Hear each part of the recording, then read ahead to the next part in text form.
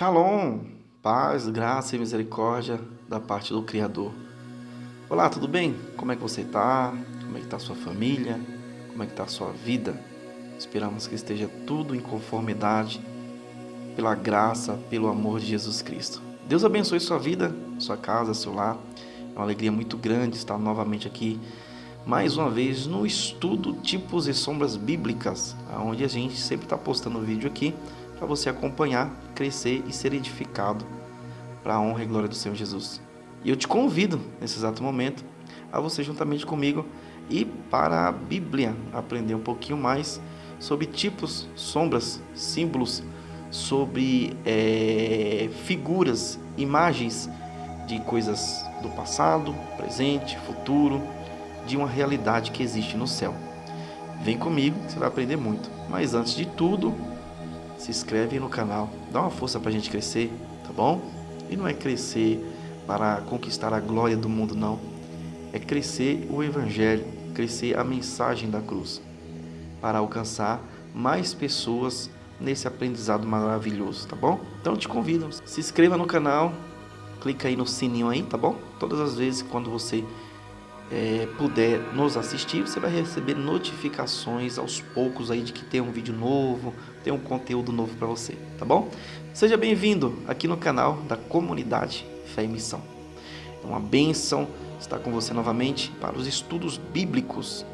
Meu amado, minha amada irmã, eu quero abrir aqui um parênteses e dizer assim, que tem pessoas que quando ouvem esses estudos bíblicos, elas não creem, elas não acreditam, outros ainda zoam, vivem de brincadeiras. Eu quero dizer para você que é cristão, é um servo de Deus, deixe seus comentários aqui, mas com educação, tá bom?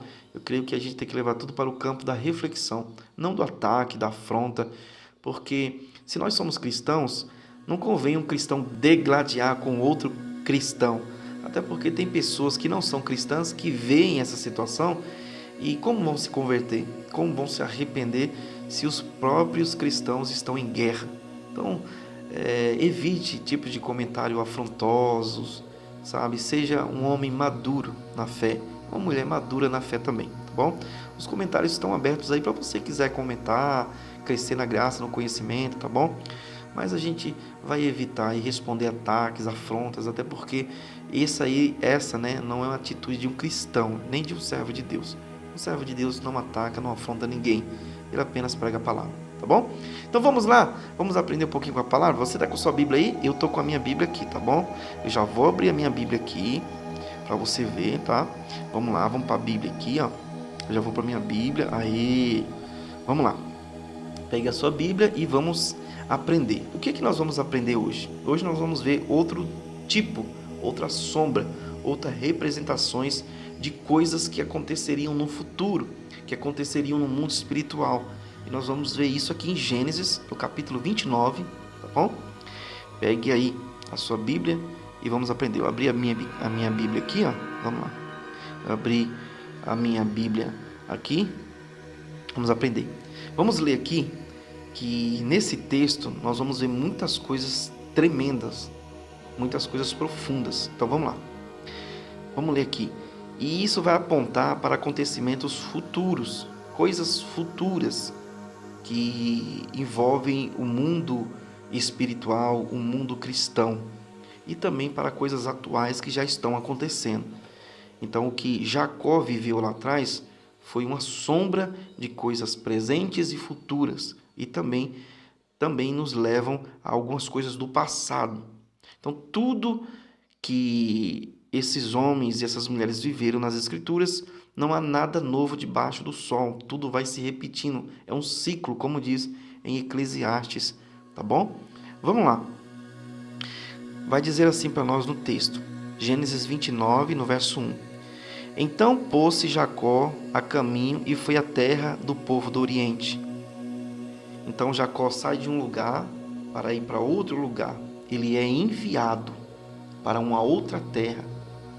Jacó aqui representa, além de muitas outras coisas, mas uma das coisas que eu quero focar, a representação sacerdotal de Jacó.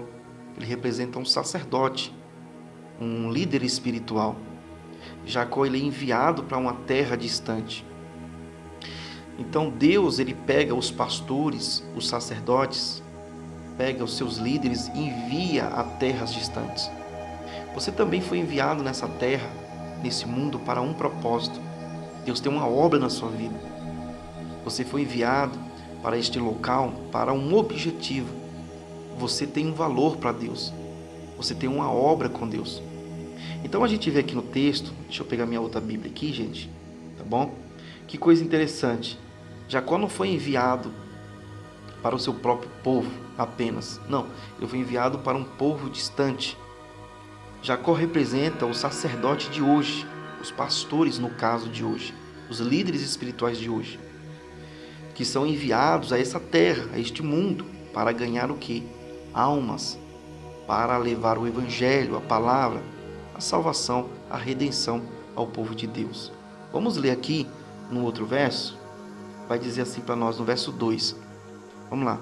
E olhou, e eis um poço, e eis que 3 rebanhos de ovelhas que estavam deitados junto a ele, porque daquele poço davam de beber aos rebanhos. E havia, olha lá, uma grande pedra sobre a boca do poço. Vamos parar um pouquinho aqui e vamos atentar para esse texto aqui, do capítulo 29, do verso 2. E vamos ver as representações espirituais aqui, tá bom? Você crê em tipos, figuras, sombras? Você crê nisso, não crê? Então, presta atenção no que esse poço aqui, no que essa situação vai representar. Está dizendo assim o texto. Vamos lá. O verso 2, tá bom? Vamos lá. E olhando, viu ali um poço. Olha, irmãos, esse poço aqui tem uma representação espiritual. Esse poço é o poço de águas vivas, que representa o Espírito Santo, que quer dar as águas purificadoras para todos que quiserem vir beber dele. Jesus havia dito em João 7,37, e no último dia, diz o texto, o grande dia da festa, Jesus pôs-se em pé e clamou dizendo: se alguém tem sede, venha a mim e beba, porque rios de águas vivas correrão de si.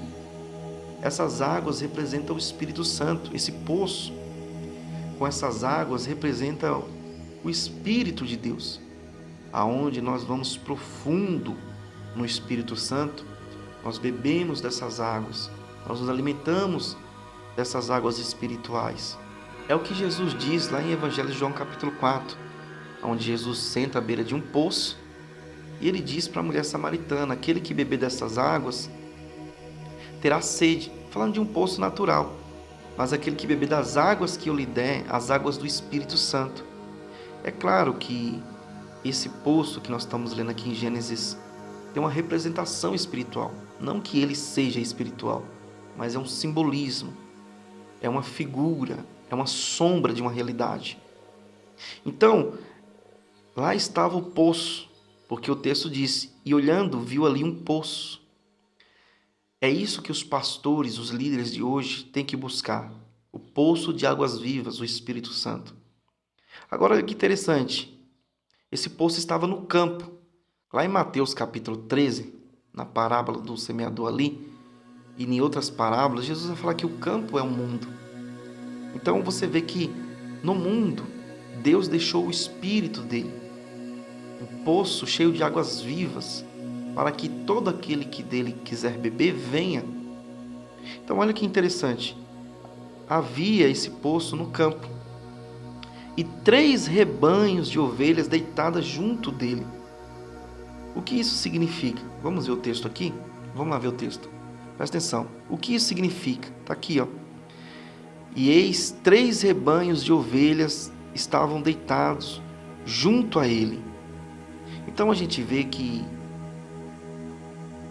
Jacó, que representa o sacerdote enviado a essa terra, o poço cheio de águas vivas representam o Espírito Santo que está nessa terra, está no mundo, no campo, e os 3 rebanhos deitados, descansando junto a ele, esperando para beber dessas águas.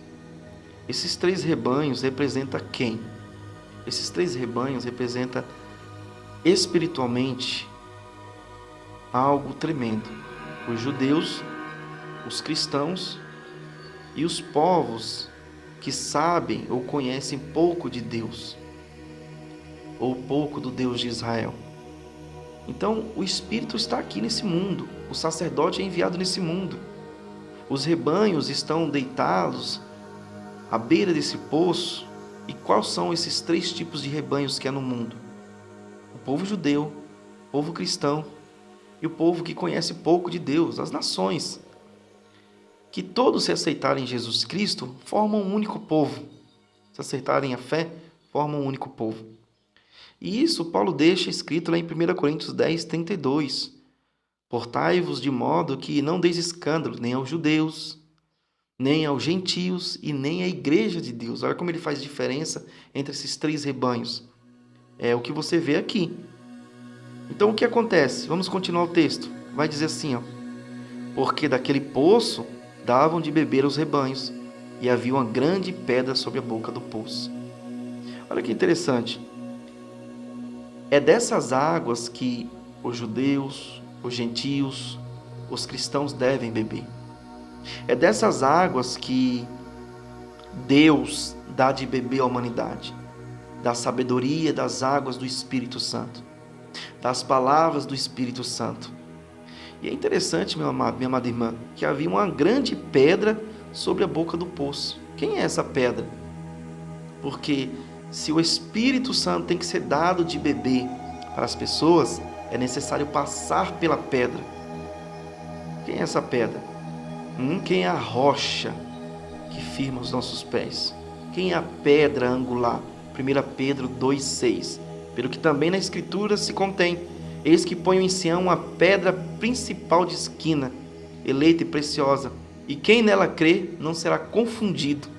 Para esses 3 rebanhos beberem dessas águas vivas, tinham que passar pela pedra, retirar a pedra, pedir licença para a pedra. É como se fosse uma autorização. A gente vai ver isso aqui no próprio texto. Vamos lá. Diz assim, ó: e havia uma grande pedra sobre a boca do poço. Essa pedra estava ali para quê? Para evitar sujeira nas águas, para evitar que alguém